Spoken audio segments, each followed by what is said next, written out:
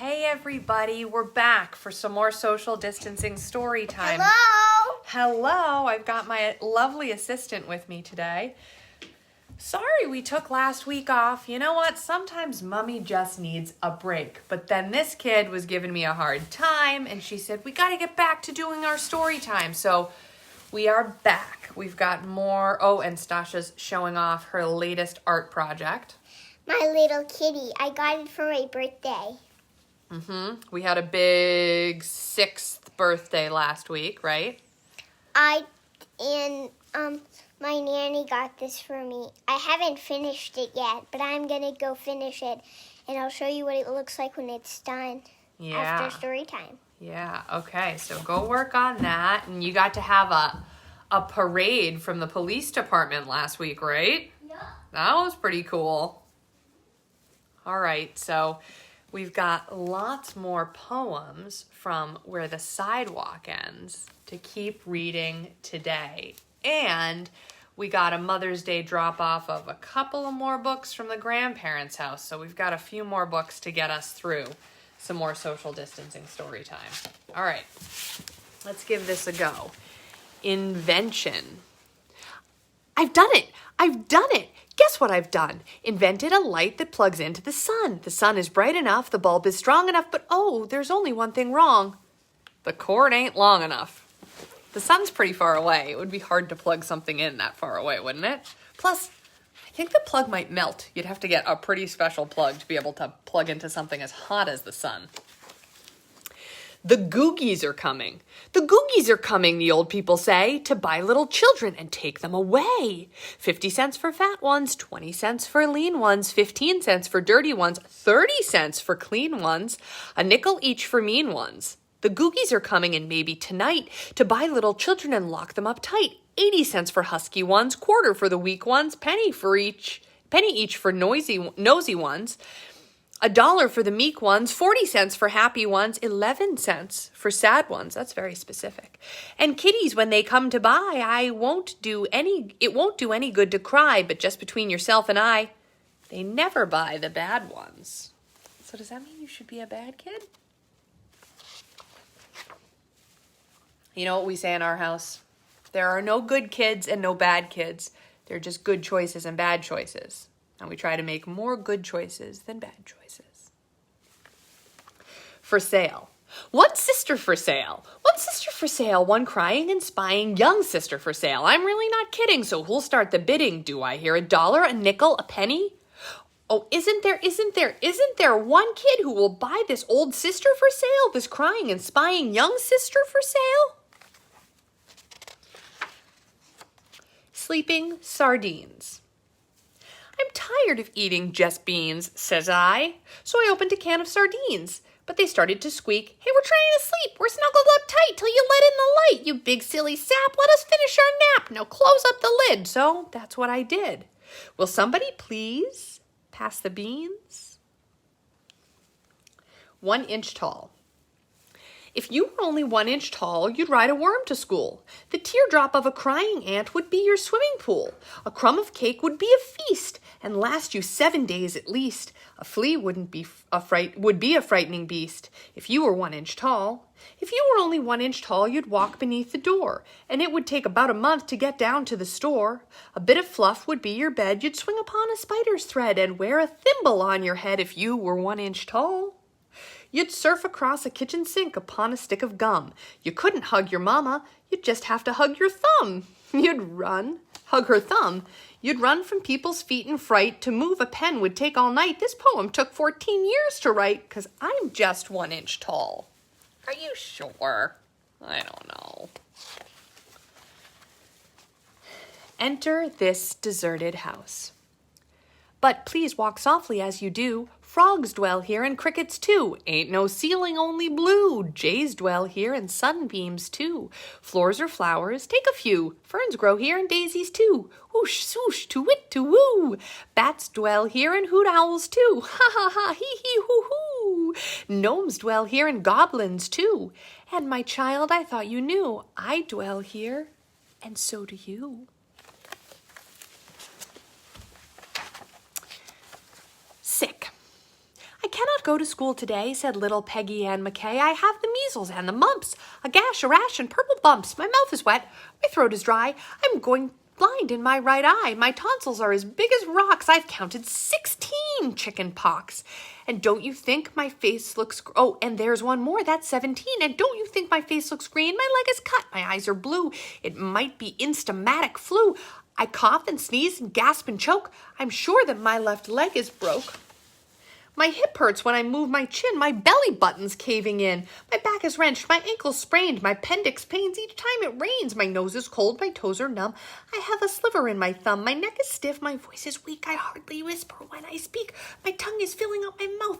I think my hair is falling out. My elbow's bent. My spine ain't straight. My temperature is 108.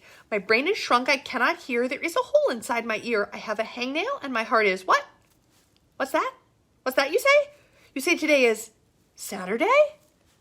Goodbye. I'm going out to play. Upstairs. There's a family of wrens who live upstairs, upstairs, upstairs, upstairs. Inside my hat all cozy in, my hair, my hair, my hair. I've moved a dozen times and still they're there, they're there, they're there. I'd like to get away from them, but where, but where, but where? This hat just isn't big enough to share, to share, to share. But now I see you're bored and you don't care, don't care, don't care about the wrens who live inside my hat, my hair, my hair, my hair. The garden. Old man Simon planted a diamond, grew hisself a garden, the likes of none. Sprouts all growing, coming up glowing, fruit of jewels all shining in the sun. Colors of the rainbow, see the sun and rain grow, sapphires and rubies on ivory vines, grapes of jade just ripening in the shade, just ready for the squeezing into green jade wine. Pure gold corn there blowing in the warm air, old crow nibbling on the amethyst seeds. In between the diamonds, old man Simon crawl about pulling out platinum weeds. Pink pearl berries, all you can carry, put 'em in a bushel and haul 'em into town. Up in the tree there's opal nuts and gold pears. Hurry quick, grab a stick and shake some down. Take a silver tater, emerald tomato, fresh plump coral melons hanging in reach. Old man Simon digging in his diamond stops and rests and dreams about one real peach. Jumping rope. This started out as a jumping rope. You probably think that I'm a dope, but this started out as a jumping rope, and now I fear there is no hope. But this started out as a jumping rope. Who can kick a football from here out to Afghanistan? I can. Who fought tigers in the street while all the policemen ran and hid? I did. Who will fly and have X-ray eyes and be known as a man no bullet can kill? I will. Who can sit and tell lies all night? I might. You think? Yeah. No, I don't think those are true. Ridiculous Rose. Her mama said, don't eat with your fingers. Okay, said Ridiculous Rose. So she ate with her toes.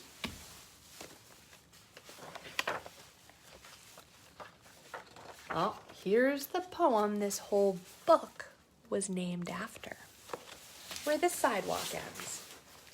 There is a place where the sidewalk ends, and before the street begins, and there the grass grows soft and white, and there the sun burns crimson bright, and there the moonbird rests from his flight to cool in the peppermint wind. Let us leave this place where the smoke blows black and the dark street winds and bends. Past the pits where the asphalt flowers grow, we shall walk with a walk that is measured and slow, and watch where the chalk white arrows go, to the place where the sidewalk ends. Yes, we'll walk with a walk that is measured and slow, and we'll go where the chalk white arrows go, for the children they mark, and the children they know, the place where the sidewalk ends. Snowman. 'Twas the first day of springtime, and the snowman stood alone, as the winter snows were melting, and the pine trees seemed to groan. Oh, you poor, sad, smiling snowman, you'll be melting by and by, said the snowman. What a pity, for I'd like to see July. Yes, I'd like to see July, and please don't ask me why, but I'd like to. Yes, I'd like to. Oh, I'd like to see July. Chirped a robin just arriving. Seasons come and seasons go, and the greatest ice must crumble. When its flower's time to grow, as one thing is beginning, so another must die. And there's never been a snowman who has ever seen July. No, they never see July, no matter how hard they try. No, they never, ever, never, ever, never see July. But the snowman sniffed his carrot nose and said, "Well, at least I'll try." And he bravely smiled his frosty smile and blinked his coal black eye. And there he stood and faced the sun, a-blazing from the sky. And I really cannot tell you if he ever saw July. Did he ever see July? You can guess as well as I. If he ever saw July. What do you think? I don't think so. The crocodile's toothache. Take a look at that croc. The crocodile went to the dentist and sat down in the chair. And the dentist said, "Now tell me, sir, why does it hurt and where?" And the crocodile said, "I'll tell you the truth. I have a terrible ache in my tooth." And he opened his jaws so wide, and the dentist laughed. Oh, and the dentist, he climbed right inside, and the dentist laughed. Oh, isn't this fun? As he pulled the teeth out one by one, and the crocodile cried, "You're hurting me so. Please put down your pliers and let me go." But the dentist just laughed with a ho, ho, ho. And he said, "I still have 12 to go. Oops, that's the wrong one, I confess. But what's one crocodile's tooth, more or less?" Then suddenly the jaws went snap. And the dentist was gone, right off the map. And where he went, one could only guess. To north or south or east or west, he left no forwarding address. But what's one dentist, more or less?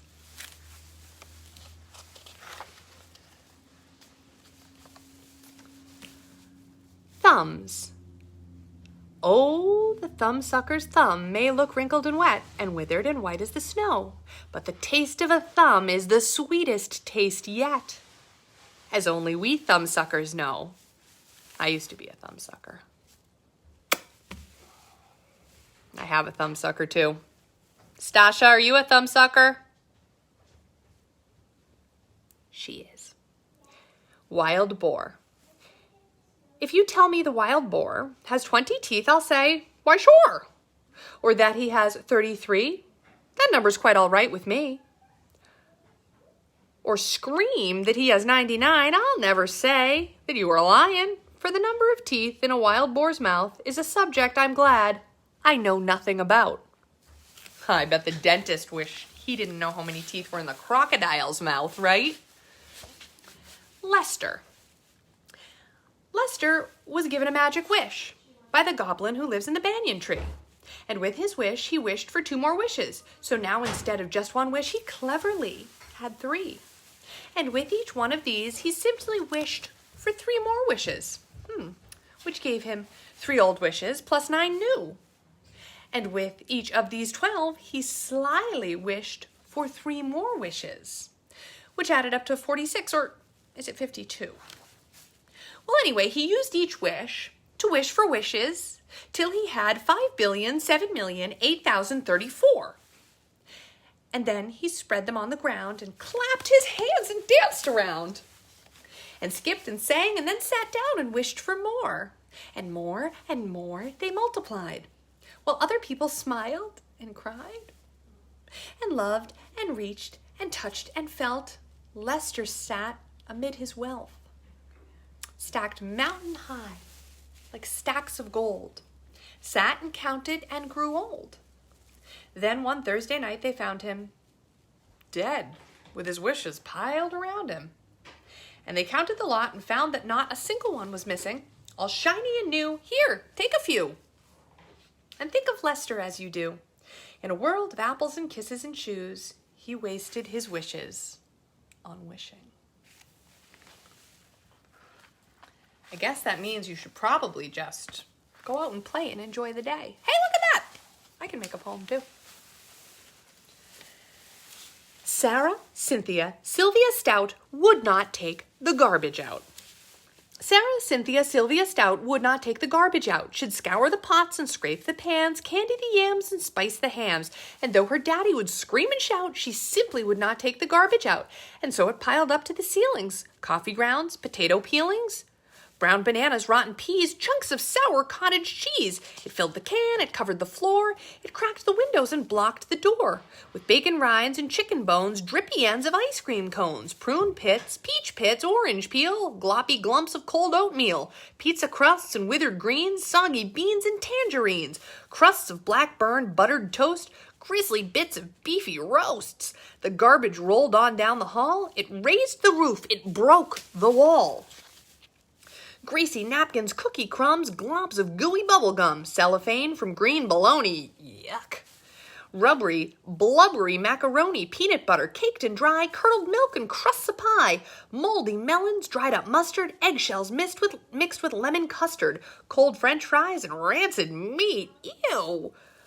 Yellow lumps of cream of wheat. At last the garbage reached so high that it finally touched the sky. And all the neighbors moved away, and none of her friends would come and play. And finally, Sarah Cynthia Stout said, "Okay, I'll take the garbage out." But then, of course, it was too late. The garbage reached across the state from New York to the Golden Gate, and there in the garbage she did hate. Poor Sarah met an awful fate. But I cannot right now relate, because the hour is much too late. But children, remember Sarah Stout, and always take the garbage out. Do you like to help with the garbage stuff? Yes. Apparently she does not like to help with story time, though. Water break. Oh, and I spilled. Can anyone lend me 2 80-pound rats? I want to rid my house of cats. That's not usually how it goes. Hat. Teddy said it was a hat.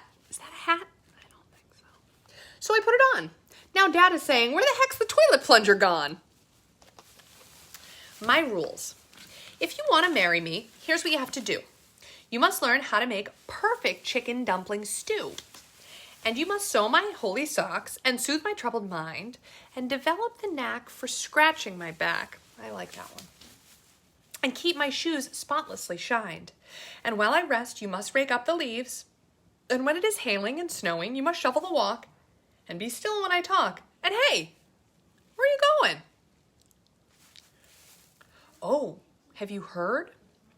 Oh, have you heard it's time for vaccinations? I think someone put salt in your tea. They're giving us 11-month vacations, and Florida has sunk into the sea. Oh, have you heard the president has measles? The principal has just burned down the school. Your hair is full of ants and purple weasels. April Fool. Warning. Inside everybody's nose there lives a sharp-toothed snail. So if you stick your finger in, he may bite off your nail. Stick it farther up inside, and he may bite your ring off. Stick it all the way, and he may bite the whole darn thing off. I wish Eve was listening to this poem right now. Bit of a nose picker. The Unicorn. A long time ago, when the earth was green, and there was more kinds of animals than you've ever seen, and they run around free while the world was being born, the loveliest of all was the unicorn. Well, should I sing this like a song? I think I remember how it goes. The loveliest of all was the unicorn. There was green alligators and long-necked geese. There was Humpty Bumpty camels and chimpanzees. There was cats and rats and elephants. But sure as you're born, the loveliest of all was the unicorn. But the Lord seen some sinning and it caused him pain. He says, stand back, I'm gonna make it rain. He says, hey brother Noah, I'll tell you what to do. Go and build me a floating zoo. And you take 2 alligators and a couple of geese, 2 Humpty Bumpty camels and 2 chimpanzees. Take 2 cats and rats and elephants, but sure as you're born, Noah, don't you forget the unicorn. I can't keep singing this. This is too bad. Now, Noah was there, and he answered the calling, and he finished up the ark just as the rain started falling. He marched in the animals 2 by 2, and he called out as they went through.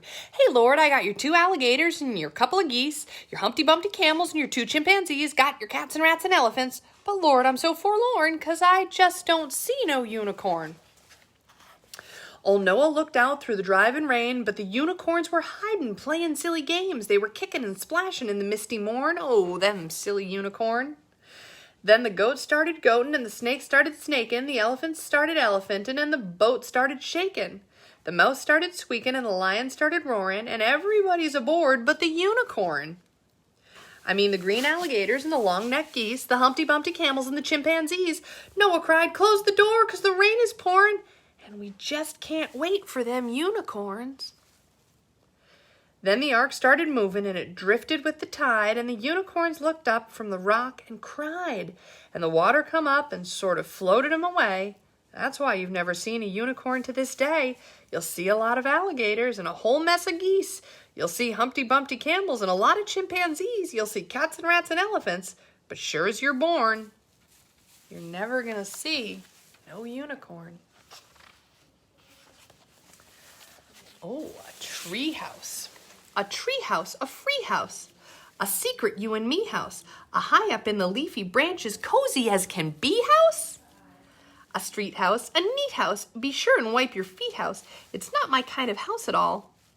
Let's go live in a tree house. I'd like a tree house. But this tent's pretty cool too.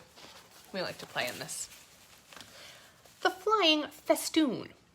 Oh, I'm gonna ride the flying festoon. I'll jump on his back and I'll whistle a tune and we'll fly to the outermost tip of the moon, the flying festoon and I. I'm taking a sandwich, a ball, and a prune, and we're leaving this evening precisely at noon. I'm going to fly with the flying festoon just as soon as he learns how to fly. No difference. Small as a peanut, big as a giant. We're all the same size when we turn off the light. Rich as a sultan, poor as a mite. We're all worth the same when we turn off the light.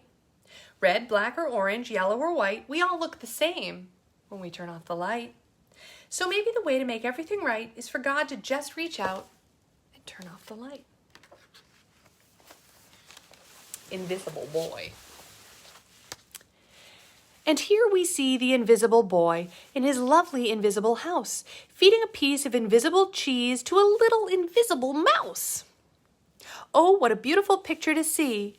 Will you draw an invisible picture for me? Tight hat. I tried to tip my hat to Miss McGaffrey. I never should have put it on so tight, 'cause it wouldn't come off my head, and my neck got stretched instead. That's what you get for trying to be polite.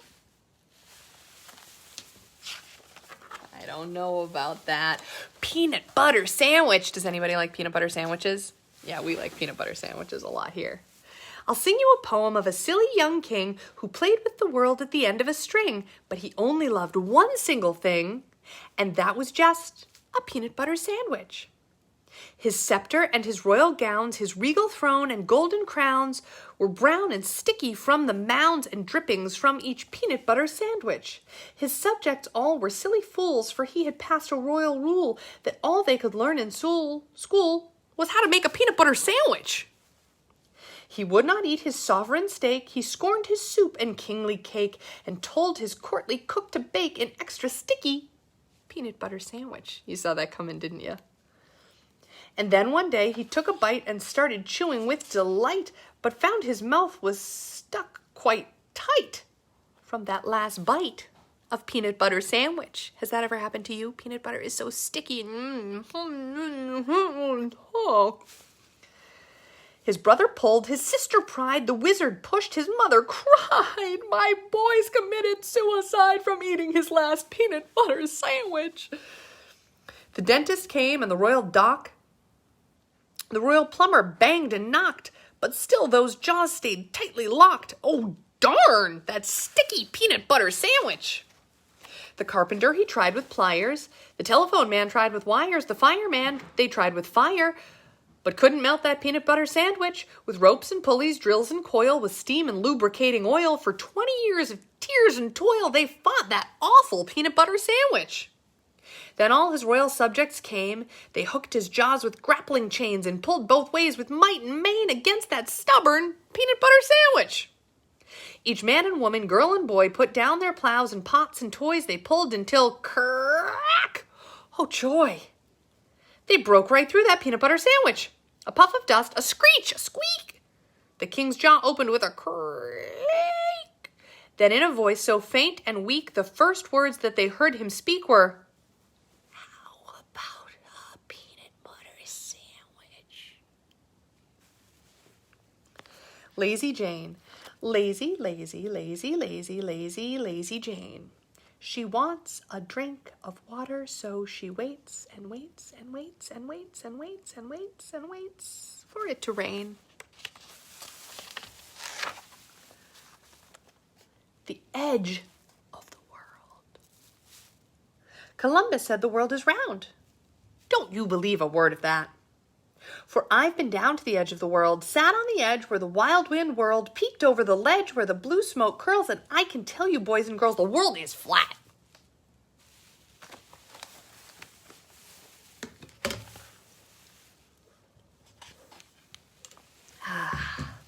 Santa and the reindeer. This is the hour, said Santa Claus. The bells ring merrily. Then on his back he slung his pack, and into his sleigh climbed he.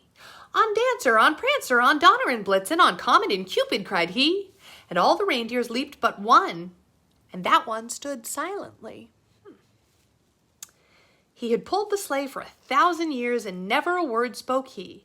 Now he stood in the snow, and he whispered low, "Oh, what do you have for me?" "I have games and toys for girls and boys," said Santa cheerily. The reindeer stood as if made of wood. "But what do you have for me?" "The socks are hung, the bells are rung," cried Santa desperately. But the reindeer winked at a falling star. "But what do you have for me?" Then Santa reached into his beard, and he found a tiny flea, and he put it all into the reindeer's ear. And the reindeer said, "For me? Oh, gee!" And into the blue away they flew with the flea. And the moral of this Yuletide tale you know as well as me. The toucan. Tell me who can catch a toucan? Lou can. Just how few can ride the toucan? Toucan. What kind of goo can stick you to the toucan? Glue can. Who can write some more about the toucan? You can. The planet of Mars. On the planet of Mars, they have clothes just like ours. And they have the same shoes and same laces. And they have all the same charms and same graces. And they have the same heads and same faces, but not in the very same places. Is that a crazy place for a head? On your buns? I think so. Love. Ricky was L, but he's home with the flu. Lizzie, our O, had some homework to do. Mitchell, E, probably got lost on the way. So I'm all of love that could make it today. What letter is that? The letter V. The dirtiest man in the world. Oh, I'm Dirty Dan, the world's dirtiest man. I never have taken a shower. I can't see my shirt, it's so covered with dirt, and my ears have enough to grow flowers. But the water is either a little too hot or else it's a little too cold. I'm musty and dusty and patchy and scratchy and mangy and covered with mold. But the water is always a little too hot or else it's a little too cold. I live in a pen with 5 hogs and a hen and 3 squizzly lizards who creep in my bed, and they itch as I squirm and I twitch. On the cruddy old sheets I sleep in. If you look down my throat with a flashlight, you'd note that my insides are coated with rust. I creak when I rock and I walk, and I squeak when I talk, and each time I sneeze I blow dust. The thought of a towel and some soap makes me howl, and when people have something to tell me, they don't come and tell it. They stand back and yell it. I think they're afraid they might smell me. The bedbugs that leap on me sing me to sleep, and the garbage flies buzz me awake. They're the best friends I've found, and I fear they might drown, so I never go too near a lake.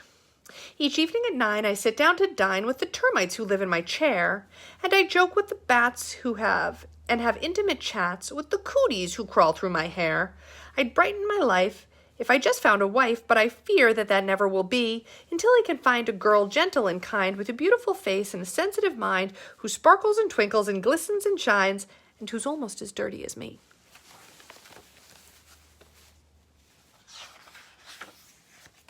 Point of view. Thanksgiving dinner's sad and thankless. Christmas dinner's dark and blue. when you stop and try to see it from the turkey's point of view.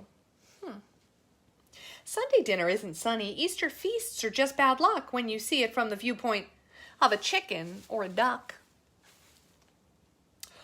Oh, how I once loved tuna salad, pork and lobsters, lamb chops too, till I stopped and looked at dinner from the dinner's point of view. Magical eraser. She wouldn't believe this pencil has a magical eraser. She said, I was a silly moo. She said I was a liar too. She dared me to prove that it was true. And so what could I do? I erased her. Spaghetti. Spaghetti, spaghetti all over the place, up to my elbows, up to my face, over the carpet and under the chairs, into the hammock and wound round the stairs, filling the bathtub and covering the desk, making the sofa a mad, mushy mess. The party is ruined. I'm terribly worried. The guests have all left unless they're all buried. I told them bring presents, I said. Throw confetti. I guess they heard wrong because they all threw spaghetti. Helping. Agatha Fry, she made a pie, and Christopher John helped bake it. Christopher John, he mowed the lawn, and Agatha Fry helped rake it. Zachary Zugg took out the rug, and Jennifer Joy helped shake it. Jennifer Joy, she made a toy, and Zachary Zugg helped break it. And some kind of help is the kind of help that helping's all about, and some kind of help is the kind of help that we all can do without, like the breaking kind. That's not very helpful. If I had a brontosaurus, I would name him Horace or Morris. But if it suddenly one day he had a lot of little brontosauri, I would change his name to Lori. Because he'd be a girl. Benjamin Bunn. Poor Benjamin Bunn from Wilmington. His buttons would not come undone, and he hasn't changed his clothes since last July. And why? Because no one can unbutton him no matter how they try, poor guy, and all that he can take off are his socks and shoes and tie, and all that he can do is sit and bite his tongue and cry, and he cannot take a bath, so he just lets the water run, and he cannot go to the toilet, and he can't get any sun, and life just isn't any fun for Benjamin Bunn from Wilmington. Those buttons will not come undone. I don't think I could hold my bathroom breaks for a year. The battle. Would you like to hear of the terrible night when I bravely fought the... No?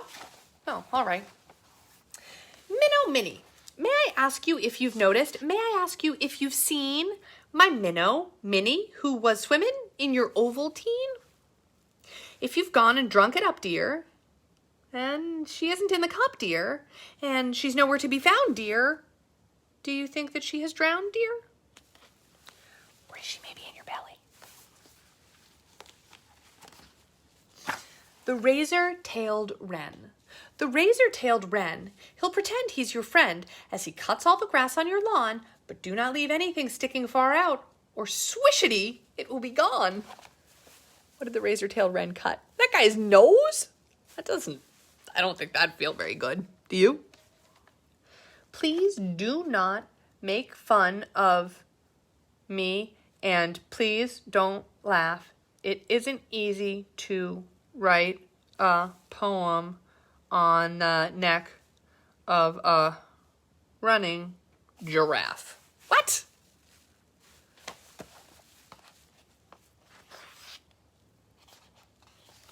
The Bloath. In the undergrowth there dwells a Bloath, who feeds upon poets and tea. Luckily I know this about him, while he knows almost nothing of me. The Yippee-Yuck. In the swamplands long ago, where the weeds and mug lumps grow, a yippity-yuck bit on my toe. Exactly why, I do not know. I kicked and cried and hollered, "Oh!" The Yippee-Yuck would not let go. I whispered to him soft and low. The Yippee-Yuck would not let go. I shouted, "Stop! Desist!" and whoa! The Yippee-Yuck would not let go. Yes, that was 16 years ago, and the Yippee-Yuck still won't let go. You see the Yippee-Yuck right there. The snow may fall, the winds may blow, the Yippee-Yuck will not let go. The snow may melt, the grass may grow, the Yippee-Yuck will not let go. I drag him round each place I go. This Yippee-Yuck that won't let go, and now, my child, at last you know exactly why I walk so slow. That would probably slow you down. Okay, I think this is the last. Whoop! Holy guacamole, I knocked my camera over. This is the last one for today. If I can get the camera put back up. There we go. All right, here's the last one.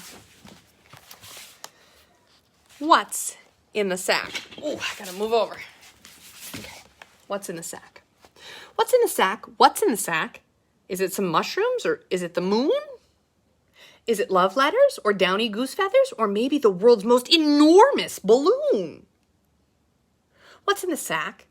That's all they ask me. Could it be popcorn or marbles or books? Is it 2 years' worth of your dirty laundry or the biggest old meatballs that's ever been cooked? Does anyone ask me, hey, when's your birthday? Can you play Monopoly? Do you like beans? What's the capital of Yugoslavia?